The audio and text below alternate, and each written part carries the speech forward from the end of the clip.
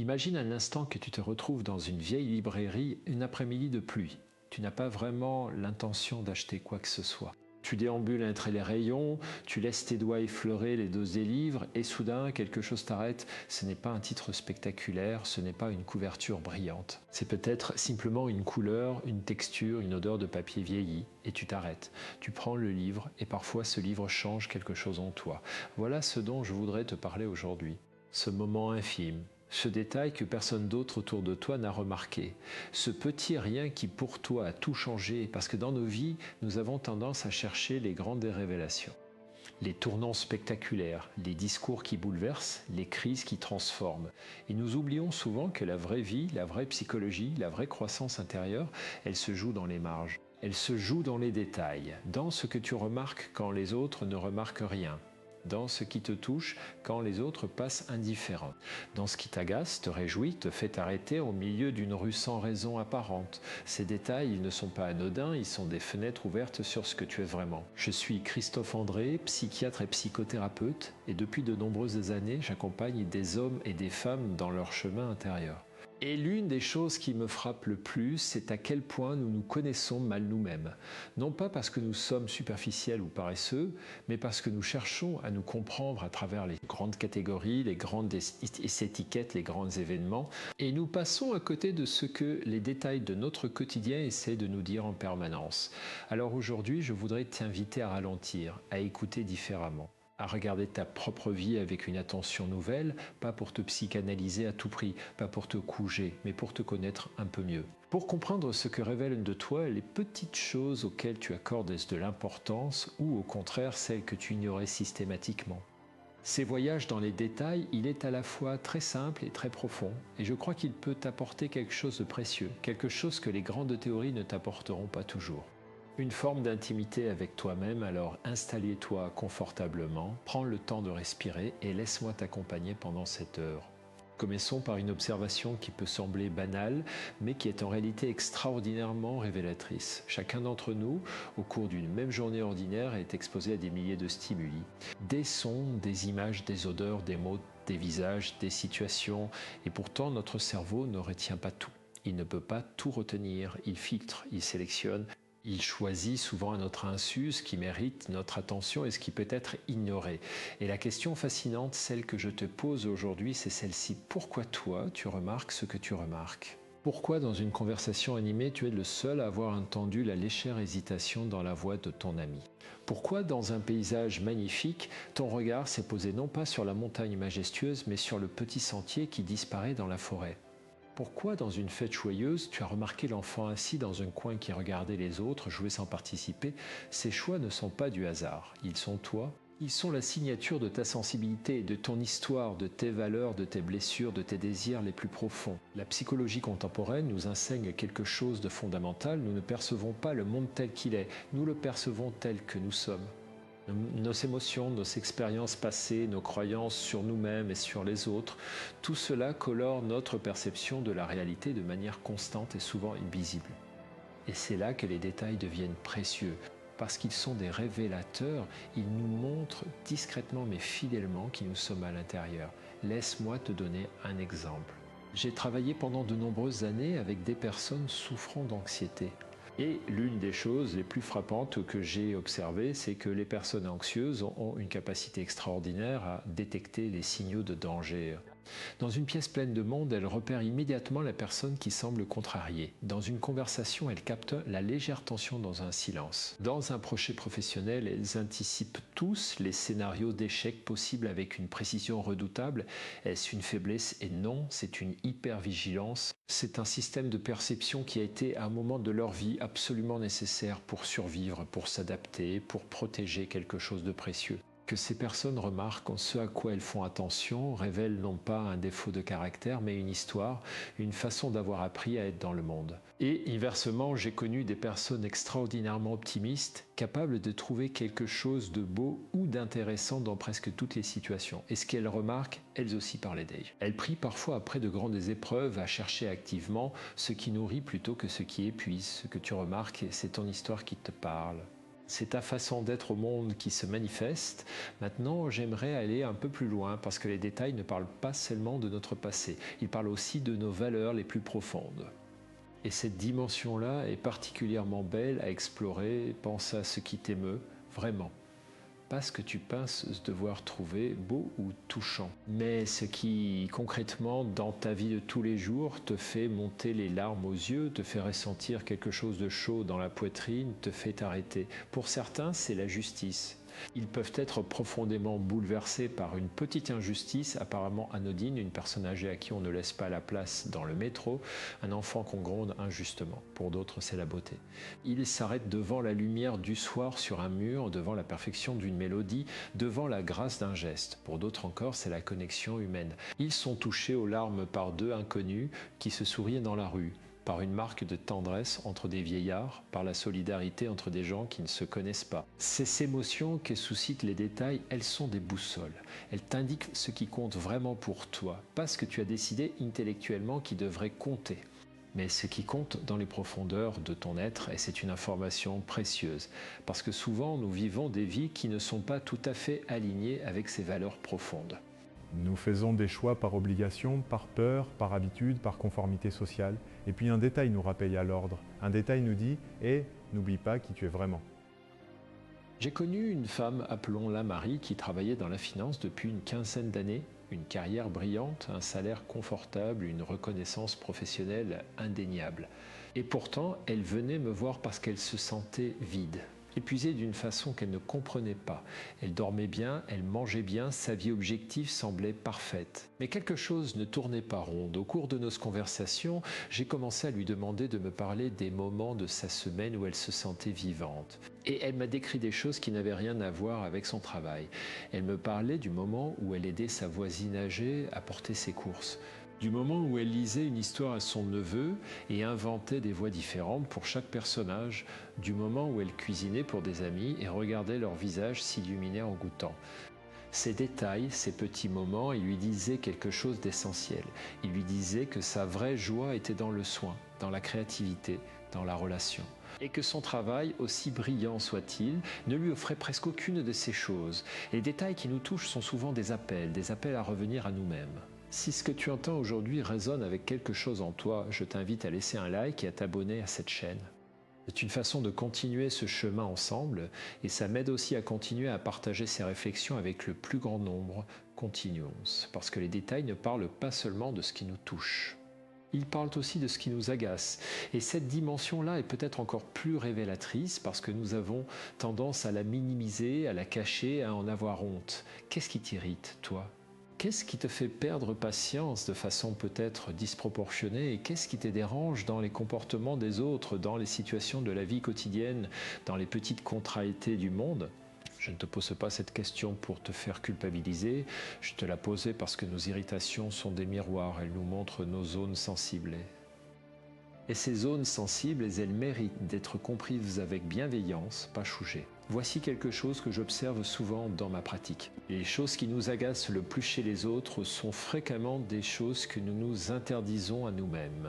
C'est ce que les psychologues appellent la projection. Mais au-delà de ce mécanisme théorique, il y a quelque chose de très humain et de très concret. Si tu es quelqu'un qui s'est toujours imposé une grande rigueur, qui n'a jamais le droit de se reposer, qui doit toujours être efficace et productif, alors la paresse des autres va te sembler insupportable. Pas parce que la paresse est objectivement un crime, mais parce qu'elle représente quelque chose que tu t'interdis et qui, quelque part, te manque. Si tu es quelqu'un qui a appris à toujours contrôler ses émotions, à ne jamais montrer sa vulnérabilité, alors les personnes qui expriment librement leurs sentiments vont peut-être te sembler excessives, théâtrales, voire manipulatrices.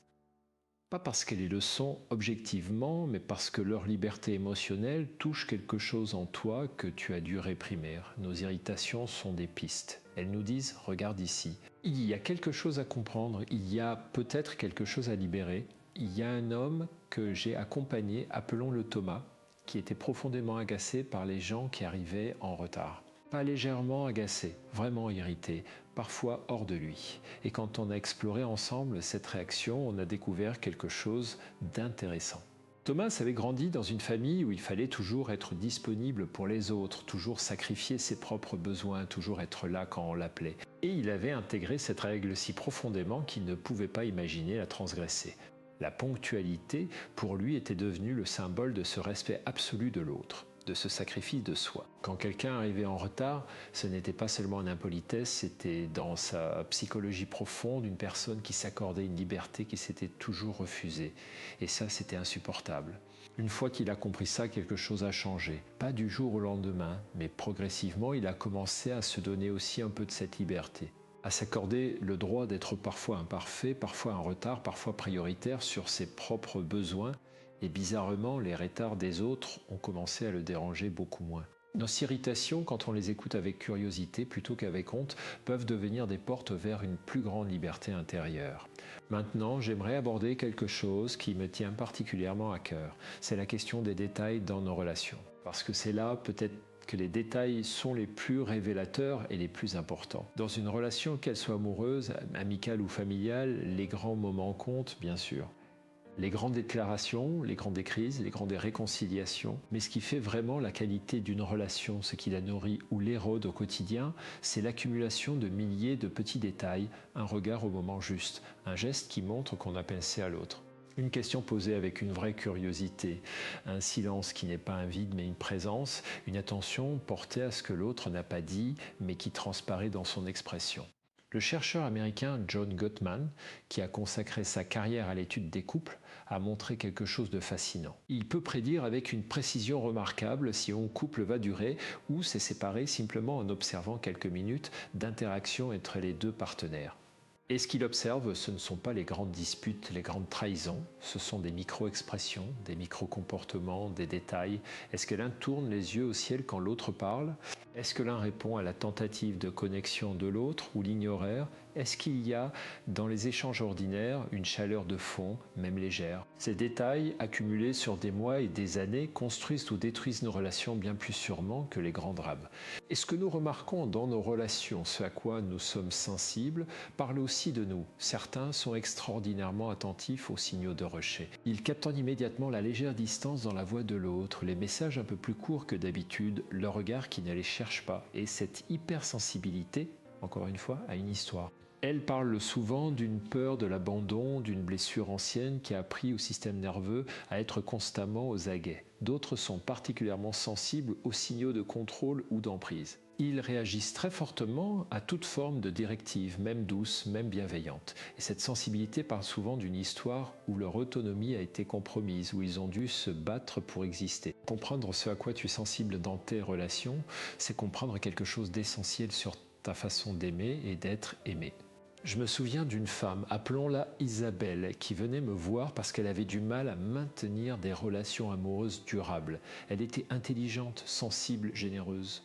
Et pourtant, quelque chose se brisait toujours. En explorant ses relations passées, j'ai remarqué quelque chose. Elle était extraordinairement attentive aux petits gestes de ses partenaires et elle en souffrait. Parce qu'elle interprétait chaque petit oubli, chaque légère distraction, chaque moment où l'autre n'était pas parfaitement présent comme une preuve que l'autre ne l'aimait pas vraiment. Ce n'était pas de la paranoïa. C'était une sensibilité exquise, héritée d'une enfance où l'amour de ses parents était effectivement conditionnel, effectivement imprévisible. Où les petits signes avaient vraiment de l'importance pour sa sécurité émotionnelle. Et une fois qu'elle a compris ça, elle a pu commencer à distinguer deux choses. D'un côté, les vrais signaux d'alarme dans une relation. Et de l'autre, les interprétations catastrophiques que sa psychologie ancienne plaquait sur des comportements ordinaires et neutres. Les détails dans nos relations sont des révélateurs, mais ils méritent d'être lus avec discernement et avec douceur. Prenons un moment ici pour souffler un peu. Tu as peut-être déjà commencé à penser à des détails de ta propre vie, à des choses qui te touchent, qui t'agacent, qui te révèlent quelque chose. C'est bien, c'est exactement ce que je souhaitais. Et si ce chemin de réflexion te fait du bien, je t'encourage à t'abonner à cette chaîne et à activer les notifications. Comme ça, tu ne manqueras aucun de nos prochains voyages intérieurs. Revenons à notre exploration. J'aimerais maintenant te parler d'une dimension particulière des détails qui me semble très importante. C'est la question des détails dans notre rapport à nous-mêmes. Comment nous nous parlons à nous-mêmes? Quels détails de notre propre comportement nous remarquons et comment nous les interprétons? Parce que nous avons tous en nous une petite voix, un narrateur intérieur. Et ce narrateur est souvent beaucoup plus critique que nous ne le réalisons. Il commente notre vie en permanence et il a tendance à s'arrêter sur certains détails plutôt que sur d'autres. Voici quelque chose que j'observe régulièrement. Les personnes qui souffrent de manque de confiance en elles ont une façon très caractéristique de traiter les informations sur elles-mêmes. Elles ont tendance à minimiser les réussites, à les attribuer à la chance ou aux circonstances et à amplifier les échecs, à les attribuer à leurs défauts fondamentaux. Concrètement, ça donne quoi ? Tu fais une présentation au travail, elle se passe bien, les collègues te félicitent et ta petite voix intérieure dit « Oh, c'était facile, n'importe qui aurait pu le faire » ou « Ils sont juste police » ou « J'ai eu de la chance que les questions ne soient pas trop difficiles ». Mais si tu fais une petite erreur dans cette même présentation, si tu bafouilles sur un mot, si tu oublies un point, ta petite voix dit « Tu vois, tu n'es pas à la hauteur, tu aurais dû mieux préparer ». Les autres l'ont sûrement remarqué. Tu vois le déséquilibre, les détails positifs sont filtrés, minimisés, évacués. Les détails négatifs sont amplifiés, généralisés, retenus. Et ce filtre-là, ce biais de perception, il construit progressivement une image de soi qui n'est pas fidèle à la réalité. Une image appauvrie, diminuée, une image qui fait souffrir. La pleine conscience, la méditation, les pratiques contemplatives que j'explore depuis de nombreuses années m'ont appris quelque chose d'essentiel à ce souhait. Elles nous apprennent à observer nos pensées sans les croire automatiquement, à remarquer le filtre sans être prisonnier du filtre. Quand tu commences à observer ta petite voix intérieure avec un peu de distance, avec une curiosité bienveillante, plutôt qu'une identification totale, quelque chose change. Tu commences à te dire « Ah, intéressant, je suis en train de minimiser encore une fois ce compliment, je suis en train d'amplifier encore une fois cette petite erreur, qu'est-ce que ça dit de mon histoire, de ma façon d'avoir appris à me voir ?» Et cette observation, elle est déjà une forme de liberté, parce qu'on ne peut pas changer ce qu'on ne voit pas. Mais dès qu'on commence à voir, dès qu'on commence à remarquer le mécanisme, on peut commencer à le questionner. Il y a une pratique que je propose souvent à mes patients et que je t'invite à essayer. Pendant une semaine, tiens un petit journal des détails positifs de ta journée, pas les grandes réussites, les petits détails, le moment où tu as dit quelque chose de juste à quelqu'un qui en avait besoin. Le moment où tu as persévéré malgré la fatigue, le moment où tu as fait preuve de gentillesse, même petite, le moment où tu as trouvé une solution créative à un problème, pas pour te flatter. Pas pour te convaincre que tu es parfait, mais pour rééquilibrer le filtre, pour donner à ta conscience accès à une réalité plus complète, plus nuancée de qui tu es. Parce que tu es, comme tout être humain, un mélange complexe de lumière et d'ombre, et si tu ne remarques que les ombres, tu te prives de la lumière qui est aussi en toi. Laisse-moi maintenant te parler d'une chose qui me passionne vraiment. C'est la façon dont les détails nous relient au monde, pas seulement à nous-mêmes, pas seulement aux autres, mais à quelque chose de plus grand. À ce que certains appellent le sens, la beauté, le sacré du quotidien.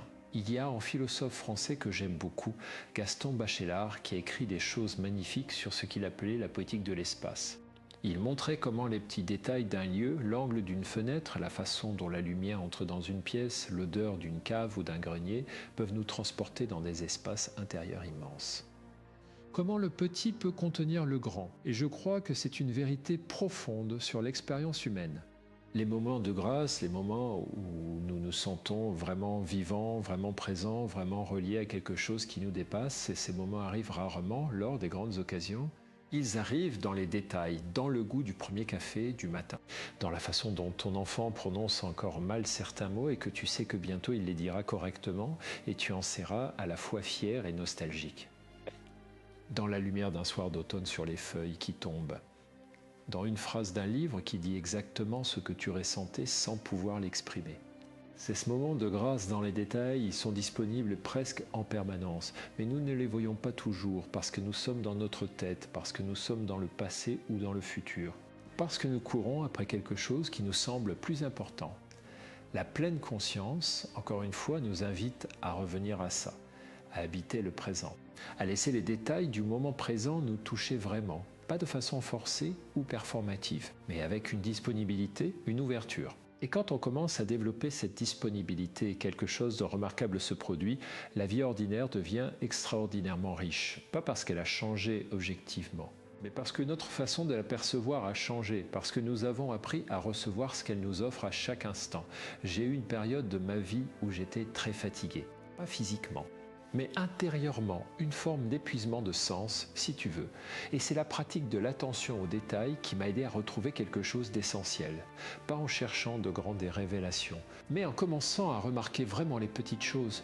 La beauté d'un arbre dans ma rue que je regardais sans le voir depuis des années. Le plaisir d'une conversation vraiment présente avec un ami. La satisfaction de finir un texte qui disait ce que je voulais dire. Ces petites choses m'ont rappelé pourquoi j'aimais ma vie et elles m'ont redonné de l'énergie pour continuer. Si ce que tu entends te touche, si ces réflexions t'accompagnent dans quelque chose d'important pour toi, je t'invite à partager cet audio avec quelqu'un qui pourrait en avoir besoin. Et à t'abonner si ce n'est pas encore fait. C'est une façon simple de soutenir ce travail et de continuer à cheminer ensemble. Je voudrais maintenant aborder quelque chose qui peut sembler paradoxal. Nous avons parlé de l'importance de remarquer les détails. Mais il y a aussi une sagesse dans le fait de ne pas tout remarquer, de laisser certaines choses passer. De ne pas s'accrocher à chaque détail comme s'il était porteur d'un sens vital, parce qu'il y a une différence entre l'attention bienveillante et la rumination anxieuse. Entre la curiosité ouverte et le contrôle obsessionnel, les personnes qui souffrent de troubles anxieux, et je l'ai mentionné tout à l'heure, ont souvent une attention aux détails qui est devenue un fardeau. Elles remarquent tout, elles analysent tout. Elles cherchent des significations dans chaque micro-comportement de l'autre, dans chaque sensation de leur corps, dans chaque nuance d'une situation.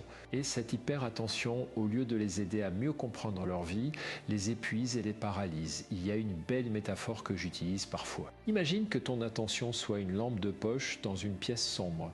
Si tu la tiens immobile, tu éclaires un endroit précis et tu peux voir clairement ce qui s'y trouve. Mais si tu la bouges dans tous les sens frénétiquement, tout devient flou.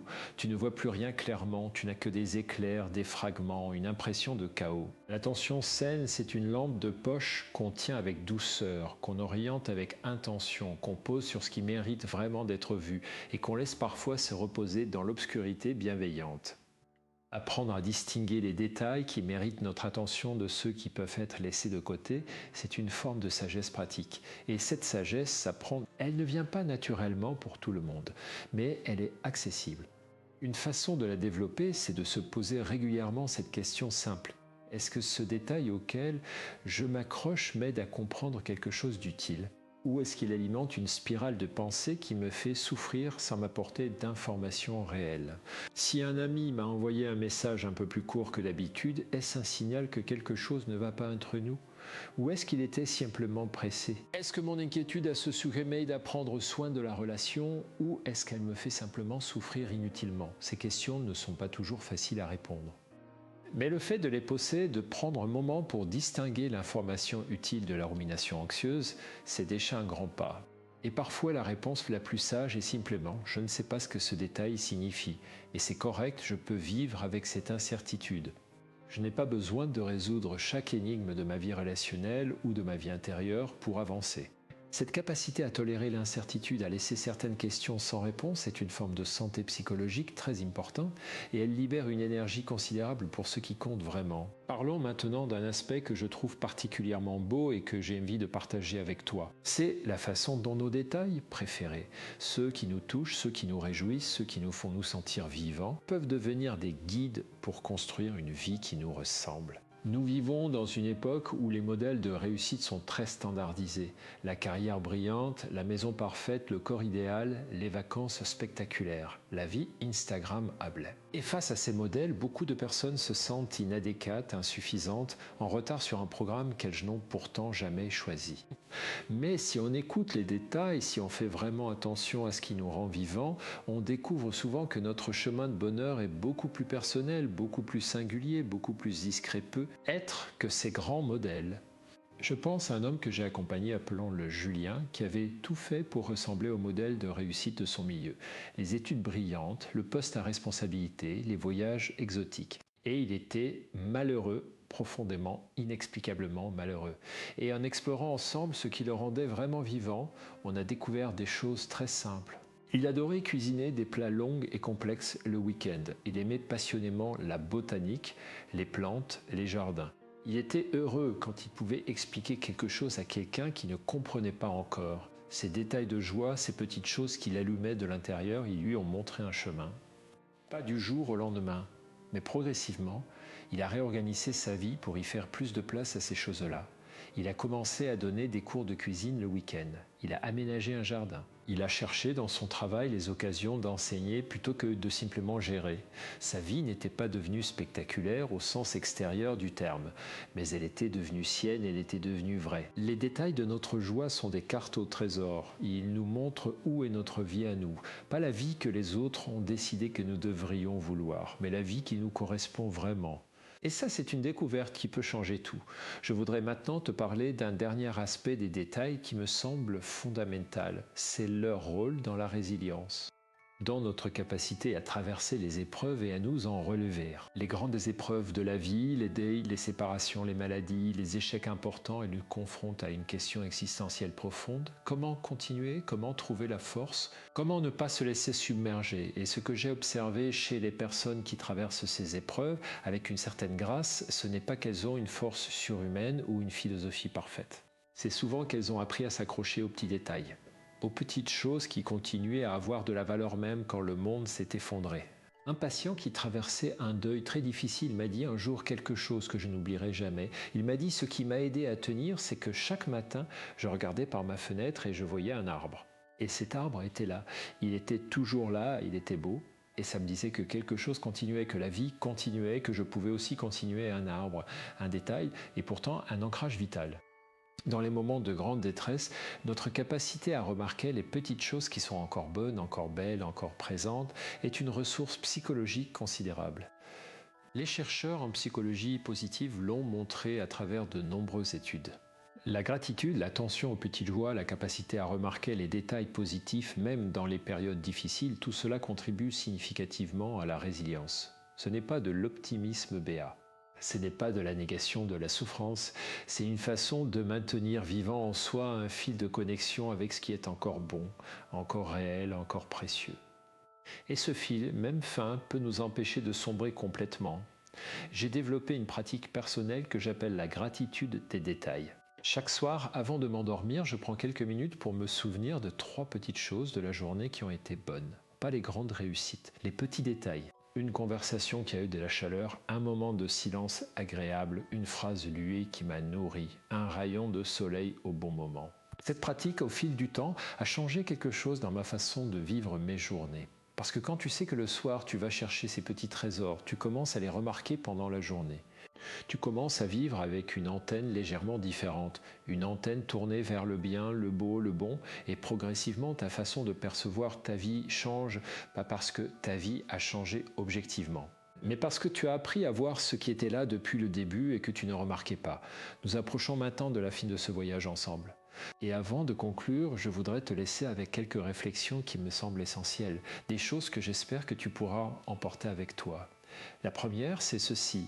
Tu es unique dans ta façon de percevoir le monde. Ce que tu remarques, ce qui te touche, ce qui t'agace, ce qui t'a réjoui, tout ça est la signature de ton être. Et cette signature mérite d'être connue, explorée, respectée.